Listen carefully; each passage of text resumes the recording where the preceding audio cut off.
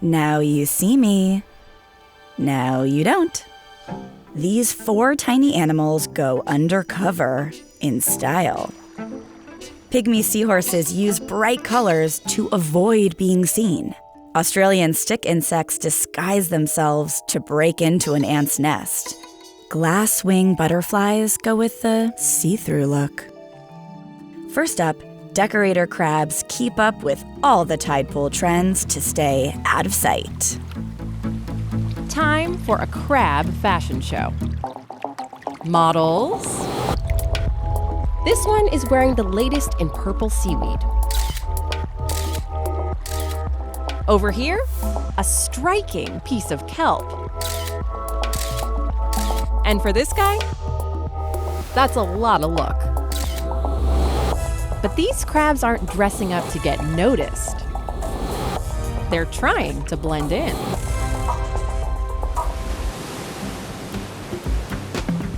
These decorator crabs live in the tide pools and rocky shores off the California coast. It's a dangerous place for a tasty crab. So the crabs camouflage with what's at hand. This kelp crab has found something to work with. It does a little trimming, cutting a piece to size, nudges it into place, and it sticks, thanks to rows of natural Velcro on its head. The crabs have these special hooked hairs on their shell.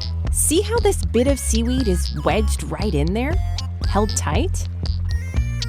With a tug, the crab makes sure of that.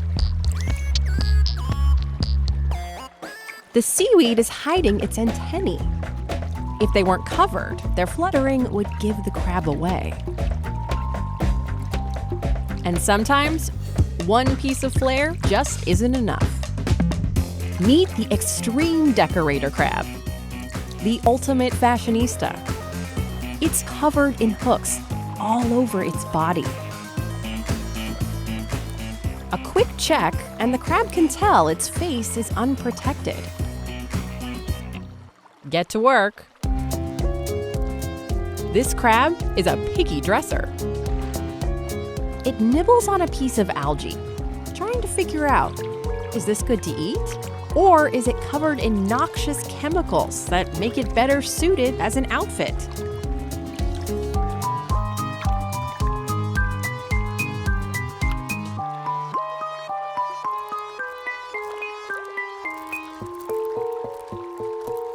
This crab has made it work.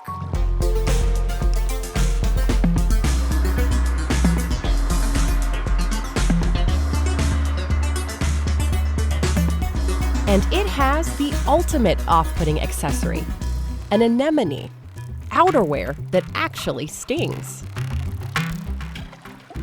Over time, the anemones and seaweed can grow and spread on the crab's shell. It's a lot to lug around, but it's worth it. Being fabulous just might save your life. If you like this video, please hit the like and subscribe buttons. It really helps us reach more people, and we truly appreciate your support. The Australian walking stick is a master of deception, but a twig is just one of its many disguises. Our story begins with a seed, an ant, and a leaf. Or does it? Each one of these is a phase in the life of the same creature. The Australian walking stick. Deep in the forests of eastern Australia, a seed drops from the canopy above. Foraging ants carry it down to their underground burrow. They snack on the nutritious cap, leaving the rest intact. But this seed is a knockoff. It's actually an Australian walking stick insect's egg.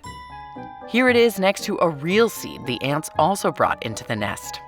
The delicious part of this real seed is called the elaiosome, and the same part on the egg is called the capitulum. It's an evolutionary strategy to get that egg underground. Why? Ant nests are just the right humidity for the developing egg and are well protected from parasites and predators. Several months later, the egg hatches underground and a stick insect nymph emerges from the nest. It runs, looking for safety in the foliage above. It has taken on a new disguise as a red-headed spider ant. Not only does it look a lot like the ant, it also moves like one. And even strikes a pose like the ant, curling its abdomen. Looking and acting like an ant may save this nymph's life. Predators tend to steer clear of ants. Ants swarm. Sometimes they bite and sting, and most worker ants aren't all that nutritious.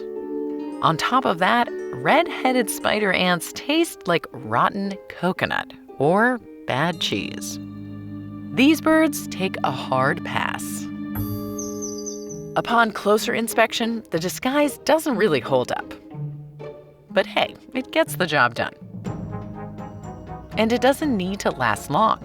The red on the Australian walking stick's head fades in just a few days. So the nymph races upwards into the trees. After about a month, the insect begins to change yet again. It will molt 6 times, perfecting its final costume as it grows into an adult. That frenetic ant energy gives way to a gentle swaying, like a leaf in the breeze. Nothing to see here, predators. The insects graze all day, mostly on eucalyptus leaves, plumping up and growing as long as your palm. Adults vary in color. Some even take on the green ruffled shape of a lichen. You might think it'd be hard to find each other with all this camouflage, but they communicate with pheromones, so no problem. Sometime after mating, the female lays her eggs, and the cycle begins again. The fake seed and pretend ant phases are more than just protection from parasites and predators. Since adult Australian walking stick insects don't actually walk much, they rely on seed-collecting ants to disperse their eggs throughout the forest. Then it's up to their zippy, ant-impersonating offspring to help them spread out even further. The Australian walking stick insect has evolved so many looks, it almost seems like it's having an identity crisis. But just because you can shapeshift from one form to another and another, doesn't mean you don't know exactly what you are. These tiny ocean creatures sport vibrant colors to pull off a masterful vanishing act. This is a pygmy seahorse. It's one of the smallest species of seahorses in the world, smaller than a paperclip. Camouflage is critical to their survival. It's how they hide from predators. The seahorses are too small and too fragile to make it on their own, so unless they find a place that they fit in perfectly, they'll die. So the pygmy seahorses spend their entire adult lives on a type of coral called a sea fan. Orange pygmy seahorses live on orange sea fans. Purple seahorses live on purple sea fans. But here's the mystery. Do they search for a coral that matches their color, or do they change their color to match the coral? To explore that question, you have to watch the process unfold, and no one had ever done that until this year. Biologists went to the Philippines and collected a mating pair of orange pygmy seahorses from a sea fan 80 feet below the surface. They rushed them back to the California Academy of Sciences in San Francisco, and there, for the first time in an aquarium, the pygmy seahorses survived. The scientists watched the male and female seahorses performing their daily courtship dance. They saw baby seahorses pop out of their father's brood pouch. The babies all started out a dull brown color, so scientists wanted to know, What would happen if they provided a purple sea fan to the offspring of orange seahorses? And they got their answer. The babies turned purple. They grew calcified bumps called tubercles to match the coral's texture. And there they stayed. We humans tend to think of who we are as mostly fixed. But in the ocean, identity can be a fluid and mysterious thing. Next, glasswing butterflies trick the light to hide in plain sight. Ever wish you could be invisible? Fade into the background, unnoticed, unseen. For glasswing butterflies, the rainforests of South and Central America are full of hungry predators they'd like to hide from.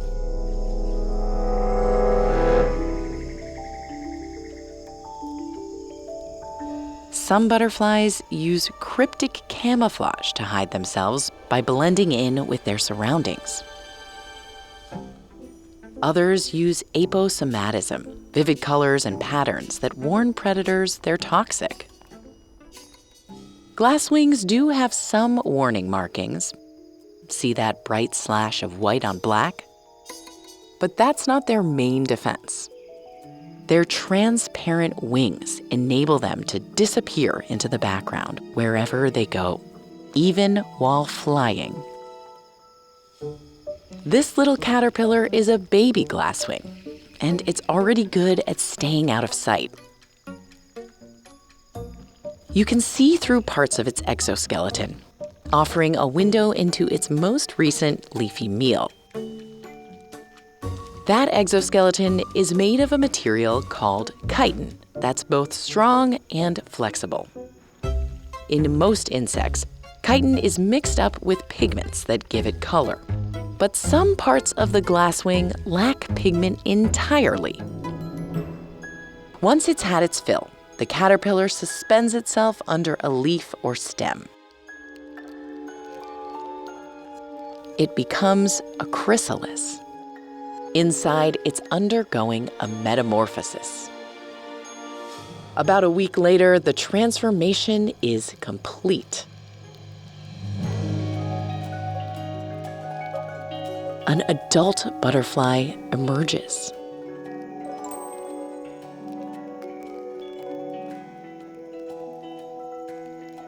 It unfurls its delicate new wings, revealing its window panes for the first time.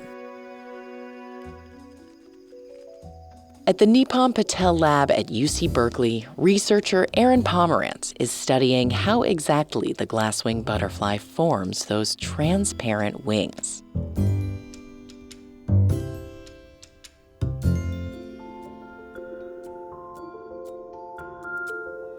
They're made of that same clear chitin from when it was a caterpillar. But in these wings, the chitin's all stretched out, incredibly thin and stiff. And that layer of chitin is exposed. Other butterfly wings are covered in colorful, overlapping scales that protect their wings from the elements. The glasswing does have colored scales on its body and the fragile edges of its wings. But the scales on these window panes don't look like scales at all. More like tiny hairs. They're skinny and spread out. They let the light pass by. But having clear wings doesn't help you hide if they're shiny. Zoom way in, past the hairs, and you'll see the surface looks rough. It's covered in miniature towers made of wax. They're called nanopillars. If the surface of the wing was smooth, light would bounce off of it. The nanopillars are nature's original anti-glare coating. Researchers found that when they used chemicals to remove the nanopillars, the wings glimmered more. While some other butterflies gleam in the sunlight, the glasswing reflects almost no light at all. glasswings excel at being dull. And that helps them hide in plain sight. What makes glasswings special isn't their luster, but their ability to fade away. If you liked this video, please support KQED, the public media station that creates Deep Look. Donations from viewers like you allow us to continue making our award-winning series. Click the link on screen or in the description below. Now, stay on the prowl with 4 of nature's fiercest tiny hunters.